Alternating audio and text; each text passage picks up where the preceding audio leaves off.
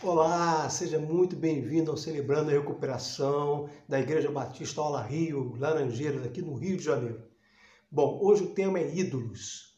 É essa coisa aí para onde nós recorremos em momentos de pressão e de dor, que aparentemente, no primeiro momento, alivia a nossa dor, mas que depois pode ser também o nosso algoz, o nosso objeto de sofrimento de dor. Hoje o tema é ídolos, estelionato sentimental, esse embuste sentimental, esse mecanismo de dissimulação.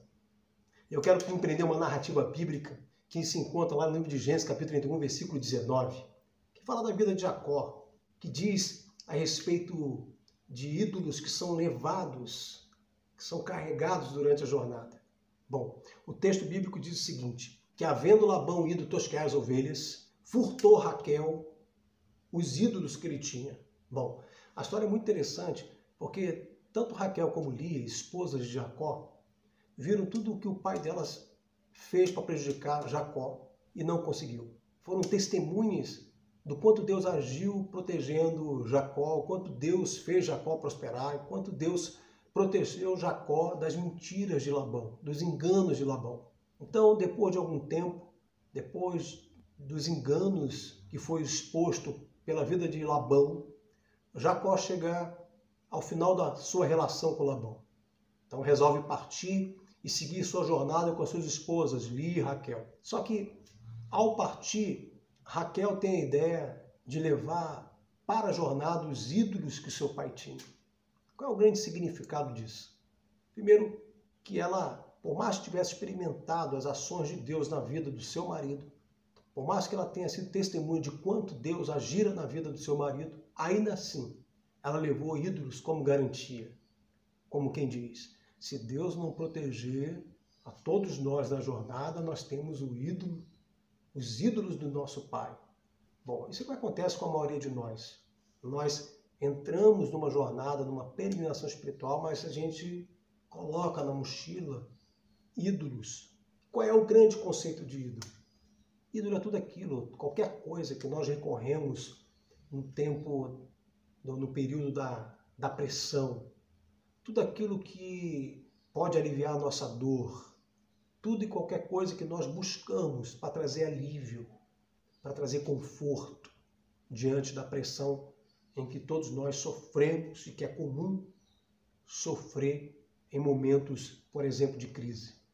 Bom, como esses ídolos foram construídos? Você veja que Raquel leva os ídolos do seu pai junto consigo, na jornada com o seu marido Jacó.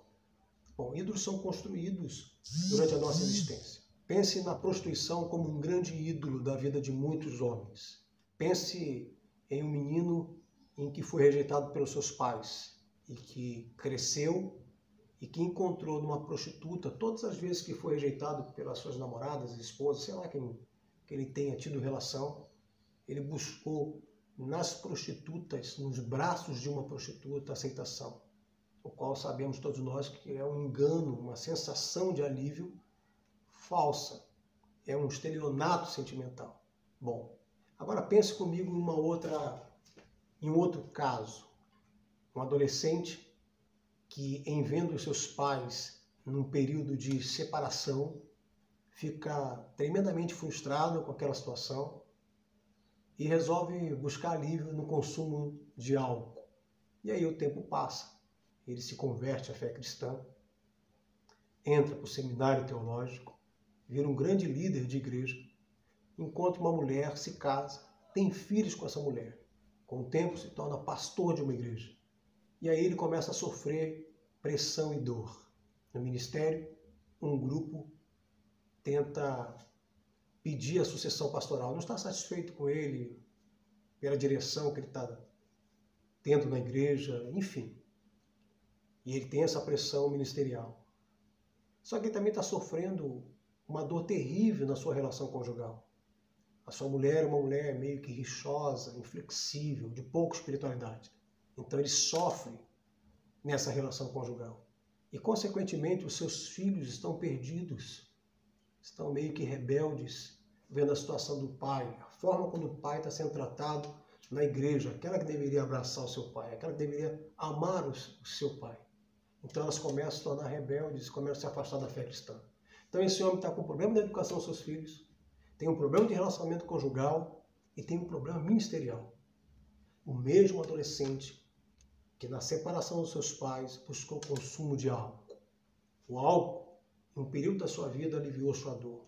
Ele resolve buscar o seu ídolo para que pudesse aliviar a sua dor. E ele faz isso. Só que esse álcool alivia ele por um período. Depois ele se dá conta da realidade e percebe que a igreja soube que ele consumiu álcool, que ele se embriagou. Então a igreja agora tem argumento suficiente para tirá-lo da direção da igreja.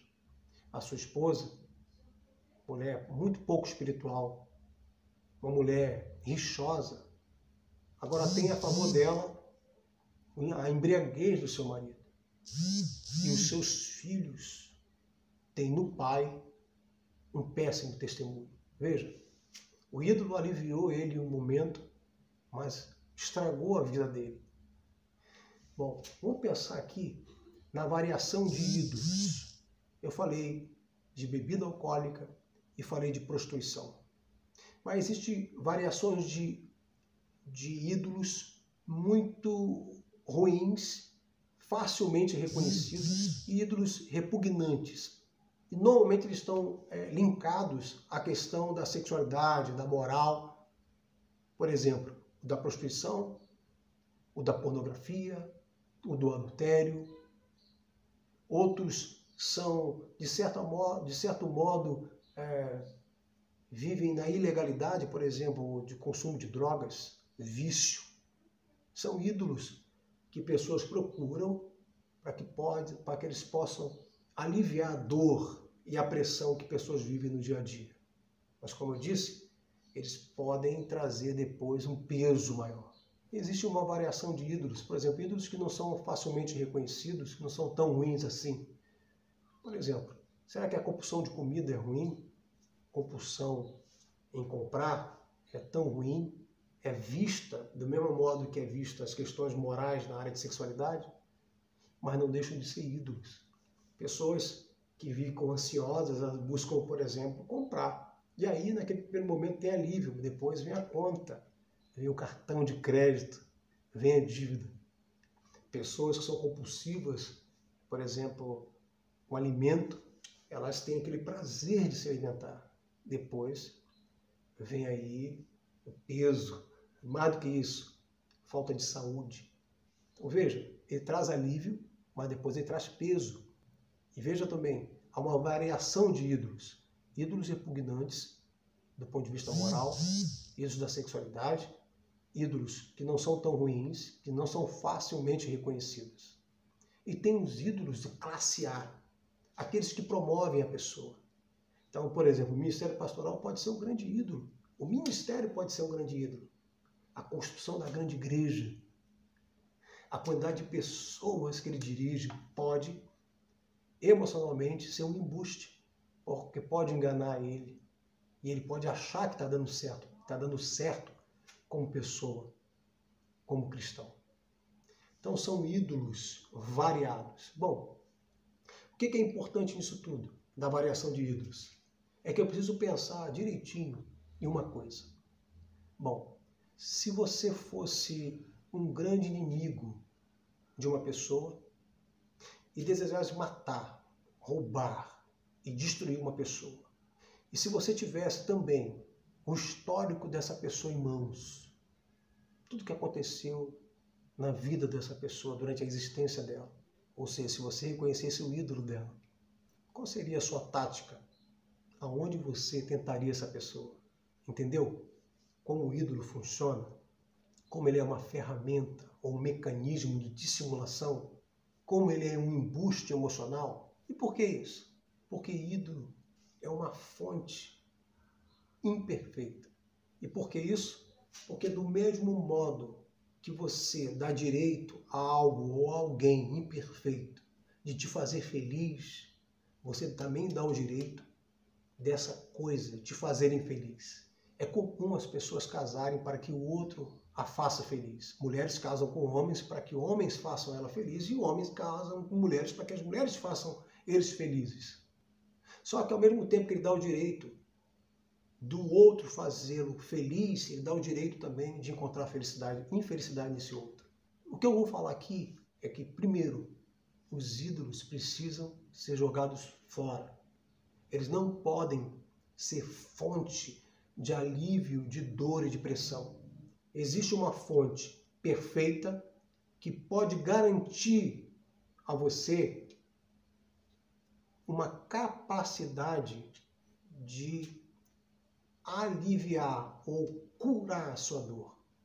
João capítulo 15, versículo 5, diz assim: Eu sou a videira, vocês são os ramos. Se vocês permanecerem em mim e eu em vocês, vocês darão muito fruto, porque sem mim nada podeis fazer. A fé cristã, ela aponta para uma fonte. A fé cristã não tem como essência os nossos templos, nem a nossa tradição. A fé cristã aponta para uma fonte que jorra, capaz de fazer com que todos os ídolos que a gente carrega possam ser eliminados. Porque ela diz que aquele que permanecer em mim e eu nele dará muito fruto. Esse dar muito fruto significa vai dar a resposta certa a toda a pressão e toda a dor. Vai dar a resposta certa diante da crise, diante da frustração, diante da tristeza, vai dar a resposta certa. Cuide-se, perceba todo aquele bem conectado, bem ajustado. A videira recebe diariamente aquilo que a fonte tem para dar. Pense nisso em nome de Jesus. Que Deus te abençoe.